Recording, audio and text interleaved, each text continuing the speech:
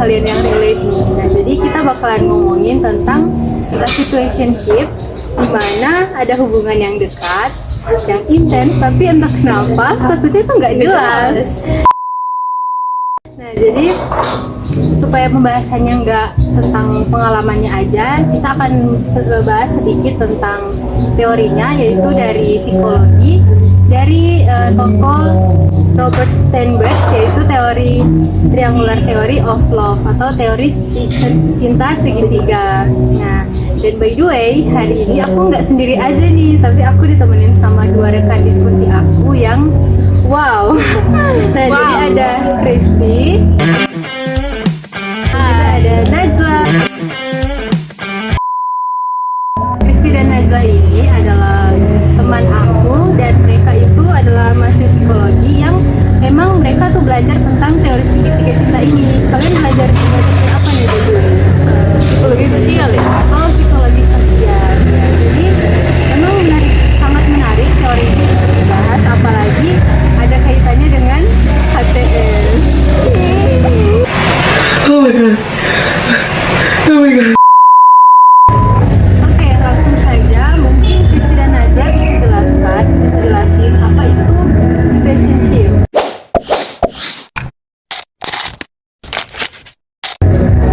Situationship itu kayak hubungan, dimana hubungannya jalan, tapi nggak benar-benar hubungan gitu. Kayak kalian dekat, sering chat, sering jalan bareng, bahkan mungkin sleep call sampai jam 2 pagi. Waduh, tapi nggak ada status apa-apa. Tapi kalau ditanya itu ini sebenarnya apa, ya jawabannya selalu jalanin aja dulu. Jawaban keramat sih gitu. Selalu sih gitu. Nah, biasanya ciri-cirinya itu kayak apa sih situationship ini? Kalau ciri-cirinya ya banyak ya, misalnya kayak komunikasi yang intens, begini. Terus kamu itu nggak diperkenalkan ke keluarga dia atau Sembunyiin dong. Ya, aduh, jahat banget sih. terus ada intimasi, ada emosional maupun fisik, tapi tidak ada pemikiran soal masalah. Terus yang bikin aku penasaran nih, kira-kira kenapa sih situationship ini bisa muncul dan banyak banget gitu yang relate? Kalau dari yang aku baca sih ada dua. Nah, itu bisa muncul karena yang pertama itu ada kebutuhan dan ada yang namanya ketakutan. Ada tipe orang yang mereka tuh butuh kedekatan, butuh teman curhat, butuh kehangatan emosional. Tapi di sisi lain, mereka juga takut untuk komitmen gitu, takut tersakiti, atau mungkin masih healing lah istilahnya dari hubungan yang lama-lama. Aduh, belum move on nih. Iya, gitu. Oh ya. Nah, dan ditambah budaya digital. Nah, jadi budaya digital itu dimana orang masih terbiasa dengan kedekatan yang cepat atau tidak. Kayak baru match nih gitu. Oh ya. Jadi langsung chat yang intens gitu. Tapi kayak nggak ada, kayak nggak ada apa-apa. Ada kejelasan hubungannya tuh apa gitu. Oh, berarti it's like hubungan yang misalnya mereka kenal lewat dating apps nih, terus langsung move ke WA, tapi kayak ya udah gitu aja, nggak ada kejelasan apa-apa. Yang mereka cuma itu tuh kehangatan emosional aja kan. Emang ada sih yang seperti itu. Mereka cuma mau memenuhi kebutuhan emosional mereka. Tapi kalau untuk membangun komitmen, mereka tuh nggak bisa. Mereka takut. Oh iya iya. Nah, kalau misalnya kita bahas teorinya nih, dari yang pernah aku baca ya, teori Sternberg ini tuh bilang kalau kita itu punya tiga komponen, ada intimacy, passion, dan juga commitment. Nah, mungkin Kristi bisa jelasin apa itu, jelasin secara singkat apa itu passion, apa itu.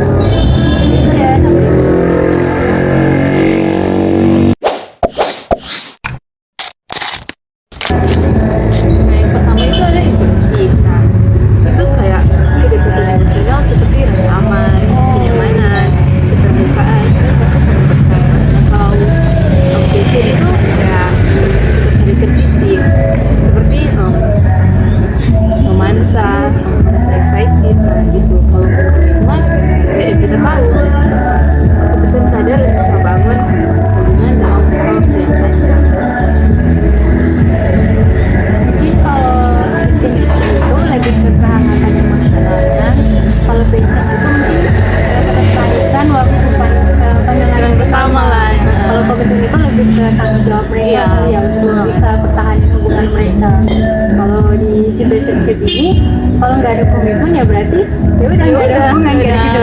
dalam apa? Menarik nih. Jadi menurut Najwa sendiri, situationship atau kita sebut aja HTS kali ya, itu masuk kategori cinta yang mana sih? Nah, ini nih yang menarik nih. Jadi HTS ini biasanya punya intimasi dan passion, tapi biasanya komitmen. Jadi masuk kategori romantic love yang gak stabilnya. Jadi nggak stabil ya? Iya. Karena tanpa komitmen, udah pasti hubungan itu mudah berubah, mudah goyah dan gampang bosan lah. Salah satu dari itu. Betul sih, itu dan banyak banget nih yang relate pasti di para gengsi-gengsi. Iya, betul banget. Meanwhile. Nah, jadi kalau menurut kalian sendiri, kenapa komitmen itu bisa dibilang sangat krusial lah dalam hubungan? Nah, karena jangkarlah kalau bilang hubungan. Nah, dia tuh sebenarnya yang bikin hubungan itu jadi arah tujuan. Nah, jadi kalau untuk komitmen itu sebenarnya kayak jadi serba fluktuatif gitu. Jadi kayak berubah-ubah, nggak stabil. Gitu sih sebenarnya. Oh, jadi istilah jangkar itu kalau dalam hubungan, komitmen ini kalau ada komitmen dalam hubungan itu bakalan jadi lebih stabil kali ya. Benar-benar. Mau ada godaan ataupun apa berantem ataupun apapun itu, ya hubungan nggak bakalan break atau bubar.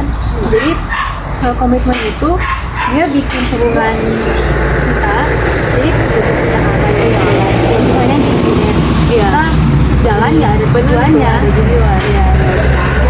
Fluktuatif, misalnya dalam hubungan itu gak ada komitmen. Nah, semuanya itu jadi random, jadi nggak jelas gitu. Hubungan jadi gampang banget berubah-ubah gitu. Kayak harga Bitcoin lah istilahnya. Oh, iya. Mood gebetan. Waduh. Nah, hari ini sayang, besok mungkin ghosting. Kenapa? Ya karena nggak ada jangkar yang menahan dan yang jadi tujuan mereka gitu. Untuk tetap stay dan fight buat tujuan mereka. Wow, semakin menarik ya pembahasan Menarik kita. banget. Makin lama makin Tetap stay ya. Nah, jadi sekarang aku punya pertanyaan nih buat kalian yang mungkin banyak orang rasakan bersama para Gen Z sekarang. Apa tuh? Yaitu dampaknya. Nah, mungkin dari kalian bisa jelasin apa dampak yang paling umum dari HTS ini yang lebih khususnya tuh terhadap mental lah. Nah, dampaknya paling itu yang aku baca nih, yang paling pertama tuh ada attachment. Nah, istilah ini pasti banyak yang terutama Gen Z terutama, apalagi yang sering scroll TikTok. Ini gimana itu kamu jadi gampang overthinking dan malah kayak suka mikirin ini beneran aku nggak sih? Siapa sih yang relate? Deep banget ya. Terus yang kayak responnya jadi yang lebih slow respon, Banyak nih pelakunya. terus tuh dia kayak yes, Oh my god. Oh my god. karena hubungan yang gak jelas itu jadi kayak sering berubah-ubah. Apa itu berubah? Apanya nih? Jadi itu belum lagi ada tuh yang namanya power imbalance. Nah, dimana itu yang biasanya mereka yang nggak mau komitmen itu yang pegang kendali. Nah, dia bebas pergi kemana aja. Dan kamu ya apa? Nungguin. Jadi sebaik-baiknya HTS mending jangan. Benar. Nah, selain alasan-alasan tadi dan dampak-dampaknya tadi ada selain itu enggak? Jelas HTS itu sering bikin kita jadi kelelahan mental dan fisik. Oh iya, benar sih itu. Jadi kayak kamu habisin energi mikirin sesuatu yang dari awal tuh nggak stabil. Benar-benar. Iya sih benar. Karena emang situationship itu ya dari awal emang statusnya udah agak jelas. Jadi mau dipaksa buat terusan lanjut, ya kita bakal overthinking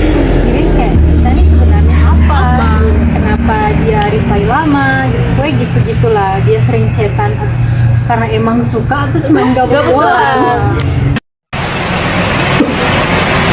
Oh my god. Semua pertanyaan ini yang emang nggak ada jawaban, dan itulah yang bikin energi kita juga terkuras, dan jadinya mental dan juga fisik kita bakalan ikut kena dampaknya gitu, jadi lelah, jadi capek gitu. Iya benar banget. Dan akhirnya self esteem kamu yang menurun. Kayak kamu merasa oh ini ya ternyata, tapi dari pacar pun enggak. Dan dari kita sendiri pun jadi takut gitu. Berarti HTS ini juga dampaknya sangat besar ya, sampai kayak self esteem juga mungkin dari dalam harga diri kita dan juga krisis identitas. Iya benar.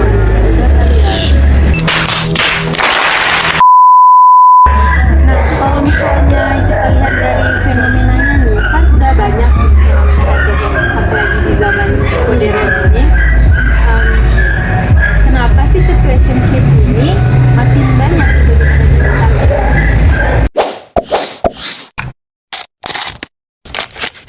Mungkin yang pertama itu ada failures of choice ya. Dimana kayak yang sebelumnya itu dating apps bikin kita ngerasa selalu ada orang lain gitu yang lebih baik. Jadi kayak sulit banget buat kita gitu buat set. Nah, itu ada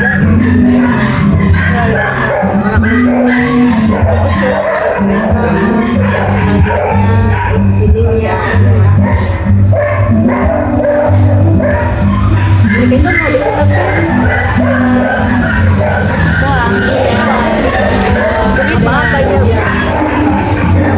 berarti istilahnya itu mereka hanya itu support system di sela-sela mereka satu kerja atau satu kuliah atau apa gitu banget sih.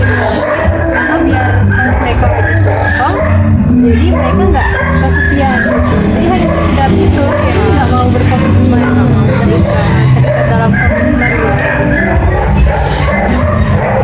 Nah sekarang kalau misalnya ada nih pendengar atau penonton kita yang sedang dalam HTS ini, relationship ini, kira-kira apa green flag yang harus mereka cari dan biar mereka nggak terus-terusan dalam Kondisi ini ya. HTS ini, nggak terjebak di HTS terus-menerus. Gimana sih? Yang paling penting itu sih ada yang namanya komunikasi asertif ya. Dimana kita tuh udah nanya sih kayak ini orangnya mau kemana. Jadi kalau dia menghargain kamu sih, dia pasti pun akan menjawab dengan jelas ya.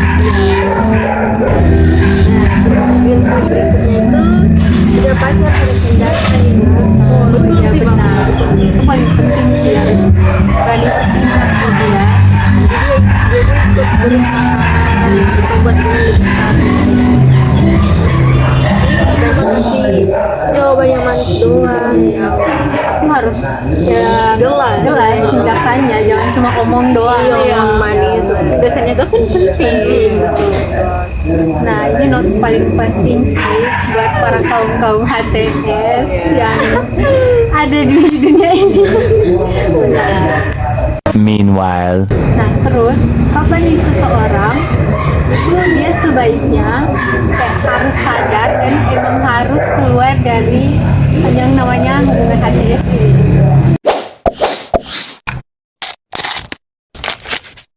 Nah, pertanyaan yang menarik nih. Kapan sih kita harus keluar dari situasi itu? HTS Nah, ya benar. yang pertama itu kalau mungkin kamu terus memberi tapi nggak dapat timbal balik, Dapat feedback. Oh iya. Selanjutnya itu kayak ketika kamu selalu cemas dan selalu bingung gitu. Atau kalau kamu cuma dipakai sebagai emotional comfort gitu, kayak kamu cuma dijadikan curhat, bukan pelarian, tapi kamu nggak diperhitungkan gitu dalam besar hidupnya. Jadi pokoknya kalau misalnya udah merugikan diri kita, ya udah kita jangan denial gitu ya. Iya, jangan denial. Kalau memang itu udah merugikan kita, udah kita overthinking berlebihan atau apapun itu yang udah merugikan lah, intinya ya sebaiknya untuk berhenti aja gitu. Stop aja, ngapain lanjut. orang ngerugiin diri Iya, sendiri diri kan sendiri. ya. Jadi untuk apa? Nggak ada komitmen juga, nggak ada kepastian juga gitu ya. Tapi aku juga penasaran nih, kalau menurut teorinya sendiri, cinta yang sehat itu kayak gimana sih? Nah, yang pertama kayak tadi gitu teorinya itu kayak hubungan yang sehat itu harus punya 3 komponen. Pertama ada intimacy, ada passion, dan bahkan ada pun komitmen. Harus. Sebenarnya penyebutnya itu consummate love. Jadi emang ketiga-tiganya itu ada ya biar mereka saling melengkapi kan. Jadi fondasinya kuat kalau dalam hubungan jika ada 3 komponen itu. Nah jadi harus tiga-tiga itu bukan 2 apalagi cuma satu. Tapi dalam hubungan tentunya hanya boleh 2 orang ya, nggak boleh bertiga, apalagi berempat. lebih. Benar-benar. Nah, jadi teman-teman, situationship ini kalau dijalani emang nyaman banget. Tapi kalau misalnya kita nggak punya komitmen dalam hubungan itu, ya hubungan Sama itu aja. sama aja, bakalan percuma, bakalan rapuh juga pada akhirnya gitu loh. Kalau sampai udah dijalanin lama, tapi kepastiannya nggak ada. Nah, jadi teori Stanford ini membantu kita memahami bahwa kalau dalam hubungan itu, dalam cinta yang sehat itu membutuhkan 3 komponen tadi. Harus ada intimacy, harus ada passion, dan juga harus ada komitmen pastinya. Misalnya teman-teman ada nih yang ngerasa selalu nebak-nebak, selalu bingung. Nah, mungkin itu pun pertanda kalau mungkin teman-teman ada di situasi yang gak sehat atau toxic gitu. Nah, dan kamu juga perlu tuh mendapatkan hubungan yang jelas, yang nggak yang mempertanyakan harga diri kamu loh. Betul banget. Ini warning buat para cewek-cewek nih, kalau misalnya dekat dengan cowok terus cowoknya nggak memberikan kepastian, ya kalian sebagai cewek yang apa ya istilahnya independen, terus yang pintar lah, itu udah bisa lah mikir Apa sih untuk dampaknya? Untuk apa bertahan? untuk apa bertahan kalau misalnya dari cowoknya sendiri aja nggak kasih kepastian gitu gak ada tujuan. dan itu hanya ya udah hanya ngerugiin diri kita sendiri. Betul banget. Jadi ingat ya teman-teman, sebaik-baiknya HTS Jadi jangan. betul. Jadi kalau misalnya membangun hubungan, teman-teman harus perhatikan itu harus ada intimacy, passion, dan juga komitmen. Ya betul. Jadi terima kasih teman-teman sudah mau menonton dan mendengarkan episode kali ini. Jangan lupa share ke teman-teman kalian, apalagi yang HTS. Nah, sampai jumpa lagi. Dadah.